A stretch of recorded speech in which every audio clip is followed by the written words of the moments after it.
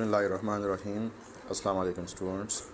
आज का क्लास जो है क्लास फर्स्ट ईयर का मैथ्स है, नेशनल बुक फाउंडेशन वाला, और इसका एक्सरसाइज जो है 1.4 है। क्वेश्चन नंबर 1 में हमारे पास दिया हुआ है right following complex numbers and polar form. Polar form generally हम लिखते हैं z=r cos theta plus iota sine theta. ये पोलर फॉर्म का जनरल फॉर्म है। अब क्वेश्चन में हमारे पास गिवन है 2 प्लस आयोटा 2 एंड 3 रूट। तो इसको हमने सपोज़ किया कि ये z के इक्वल है। So z=2 plus iota 2 and 3 root.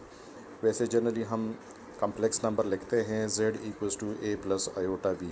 अब इसमें a की जगह पर जो है हमारे पास 2 आ गया और b की जगह पर हमारे पास 2 एंड 3 रूट आ गया है।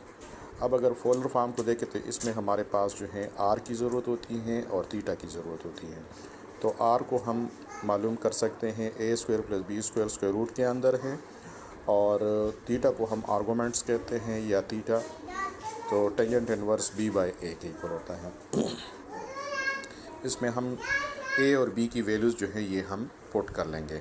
अब a की वैल्यू जो है इसमें हमने पुट कर लिया, तो 2 स्क्वायर से आ गया 4, 2 एंड 3 रूट का होल स्क्वायर, तो 2 के ऊपर स्क्वायर आ गया। यहाँ पर हमने इंडिविजुअली लिख लिया, और ये 3 रूट का स्क्वायर भी इंडिविजुअली लिख लिया। तो 2 और 2 कैंसिल, 2 और स्क्वायर रूट कैंसिल हो गया। इससे कुल्ला 3 आ गया, और ये 2 2 ज़ा 4, 4 3 ज़ा 12 हो गया, और 4 ये ऑलरेडी पहले से हैं। 4 और 12 जो है 16 आ गया, 16 से 4 इसका रूट निकल आए हैं। दूसरे साइड पर अगर हम देखें तो tangent theta equals to tangent inverse b की वैल्यू 2 एंड 3 रूट हैं, और a की वैल्यू 2 है। 2 और 2 कैंसिल हो गया, जिस तरह यहाँ पर कैंसिलेशन हो गई हैं। So theta equals to tangent inverse 3 root, और ये हमारे पास इक्वल हैं थीटा इक्वल्स टू π/3। अब ये r और थीटा की वैल्यूज़ हम उठाकर जो हैं यहाँ पोलर फॉर्म के जनरल शेप में हम लिख लेंगे। तो देखिए z इक्वल्स टू, वहाँ पर r है तो r की वैल्यू हमारे पास 4 हैं, तो ये हमने 4 लिख लिया। फिर उसके बाद cos थीटा है, थीटा की जगह पर π/3 + 2k पाई जो है ये रोटेशन के लिए हमने लिख लिया, प्लस आयोटा साइन π/3 + 2k पाई हमारे पास ये आ गया है। ये पार्ट नंबर 1 का आंसर आ गया है। पार्ट नंबर 2 में हमारे पास गिवन है z=3 प्लस आयोटा और 3 रूट। तो ये z के इक्वल हमने ले लिया। वैसे जनरली हम z को लिख सकते हैं a प्लस आयोटा b। इसमें a हमारे पास जो है, अगर इन दोनों को कंपेयर कर ले तो a हमारे पास है 3 और b हमारे पास है 3 रूट। तो पोलर फॉर्म को जो है हम लिख सकते हैं z=r cos theta plus iota sine theta. ये पोलर फॉर्म का जनरल शेप है। इसमें जो है r इक्वल होता है a² + b² under the root, और थीटा जो है हमारे पास इक्वल है टेंजेंट इनवर्स b/a के इक्वल। तो इसमें भी a b की वैल्यूज़ पुट करने हैं, और इसमें भी पहले r वाले में पुट कर लेते हैं। a की वैल्यू जो है 3 है, तो 3 का स्क्वायर हो गया, प्लस b की वैल्यू जो है -3 रूट है, तो -3 रूट का स्क्वायर आ गया।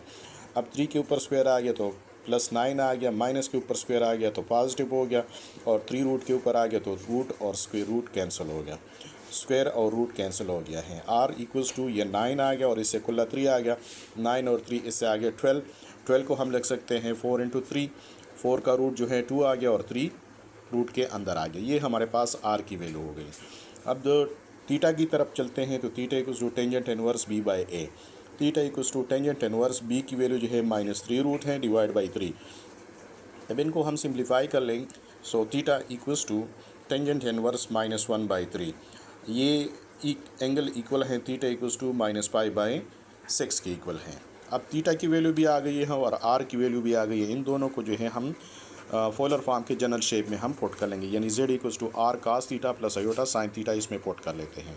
तो z=r की वैल्यू जो है 2 एंड 3 रूट हैं, काज अपनी जगह पर आ गया, और थीटा की जगह पर -π/6, और 2k पाई जो है रोटेशन के लिए हैं, प्लस आयोटा साइन -π/6 + 2k पाई। ये हमारे पास सेकंड पार्ट का आंसर आ गया है। 3 में हमारे पास गिवन है लेटर z=-2 और -आयोटा2। सो इसको जो है हम लिख सकते हैं z=a प्लस आयोटा b। अगर इसको हम कंपेयर कर ले तो a की वैल्यू -2 है और b की वैल्यू भी -2 है। पोलर फॉर्म का जनरल शेप हम लिख लेते हैं z=r cos theta plus iota sine theta.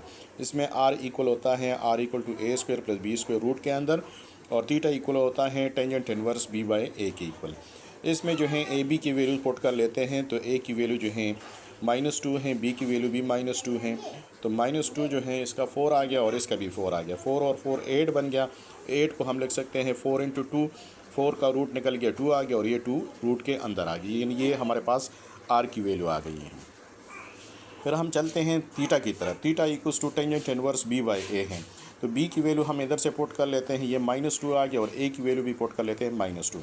-2 और -2 कैंसिल हो गया, इससे आ गया 1। टेंजेंट इनवर्स 1 जो है अगर कैलकुलेटर से कर ले तो 45 के इक्वल है, यानी 5/4 के इक्वल आ गया रेडियंट में। अब इसको जो है हम पोलर फॉर्म के जनरल शेप में हम पुट कर लेते हैं। सो z इक्वल्स टू आर की जगह पर जो है 2 और 2 रूट आ गया, और काज पाई की जगह पर जो है π/4 और +2 के इन पाई जो है +2 के पाई जो है हमारे पास रोटेशन के लिए यूज़ हो गया, प्लस आयोटा साइन π/4 +2 के पाई जो है हमारे पास रोटेशन के लिए यूज़ हो गया है। ये इसी पार्ट का आंसर आ गया है।